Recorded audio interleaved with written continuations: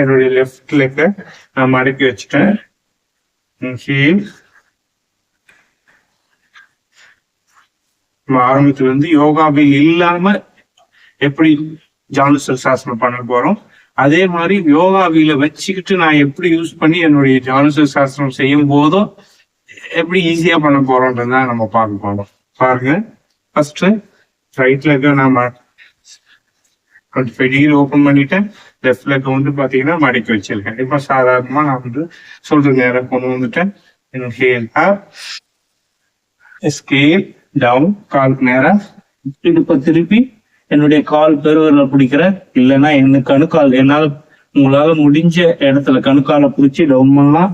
கால் ரெண்டு காலும் ரெண்டு கையால பிடிச்சி ஃபுல்லா டவுன் பண்ணலாம். கால் பெருவிரல் பிடிச்சி நான் நல்லா ஸ்ட்ரெச் பண்ணி டவுன் பண்றேன். 1 2 3 4 5 6 7 8 9 10. Inhale up, exhale down, relax. இதே போலதான் ஆப்போசிட். இப்ப யோகாவில எப்படி யூஸ் பண்ணலாம்னு பாருங்க. இப்போ சைட்ல வச்சுருங்க, உங்க கால் ஸ்ட்ரைட்டா இருக்கட்டும்.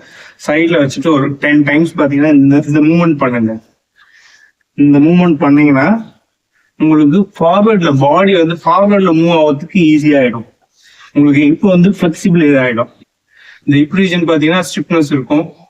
பேக் ஷோல்டருக்கு பேக்லயும் ஸ்டிப்னஸ் இருக்கும். இது இந்த மாதிரி பண்ணும்போது பாத்தீங்கன்னா உங்களுக்கு ரெண்டு மசில்ஸும் வந்து நல்லா ஸ்ட்ரெச் ஆகி உங்களுக்கு ஃபார்வர்ட் மூவ்மெண்ட்டுக்கு ஈஸி ஆயிடும்.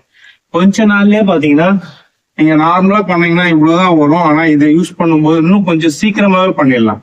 பாருங்க, ஸ்லோவா நான் ஸ்ட்ரெச் பண்ணிட்டேன்.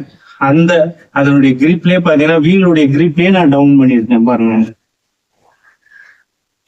நான் ஆல்ரெடி பண்ணதுனால எனக்கு ஈஸியா இருக்கு. நீங்க இதை கொண்டு வரணும்னா 1 வாரம் 2 வாரம் கொஞ்சம் எக்ஸ்ட்ரா போஸ்ட் பண்ணி பண்ணலாம்.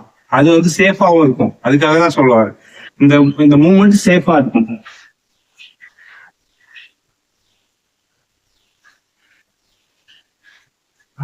அதுக்கப்புறமா நீங்க லாக் பண்ணி நல்லா மேல பார்த்துட்டு ஸ்லோவா டவுன் பண்ற மாதிரி. அப், இன்ஹேல், எக்ஸ்ஹேல் டவுன். இன்னும் நான் ரொம்ப ஸ்ட்ரெச் பண்ணணும்னு நினைக்கிறேன். எனக்கு தாண்டி நான் ஆல்ரெடி பண்றதை தாண்டி நான் பண்ணணும்னு நினைக்கிறேன் கொஞ்சம். அப்ப பாத்தீங்கன்னா இந்த மாதிரி நான் லாக் பண்ணிருக்கேன், எனக்கு ஈஸியா இருக்கு. அதனால இதை தாண்டி நான் பண்ணணும். பாத்தீங்கன்னா இன்ஹேல், எஸ்கேல். இப்ப நான் நல்லா ஸ்ட்ரெச் பண்ணிருக்கேன், அந்த பெயின் நான் ஃபீல் பண்றேன். அப்ப பாத்தீங்கன்னா நம்மளுடைய லிமிட்டை தாண்டி கொஞ்சம் புஷ் பண்ண முடியும்.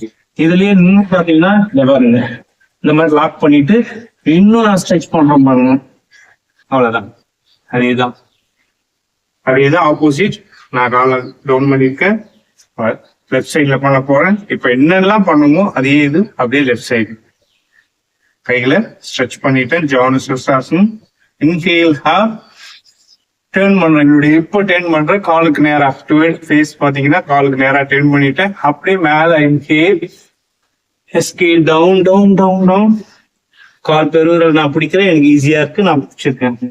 1 2 3 4 5 6 7 8 9 10.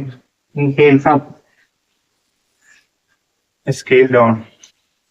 இங்க பாத்தீங்கன்னா இதுல காப் மசில்ஸ்ல இருந்து தை மசில்ஸ்ல இருந்து எல்லா மசில்ஸும் இந்த பக்கம் ஃபுல்லாவே நல்லா ஸ்ட்ரெச் ஆகும்.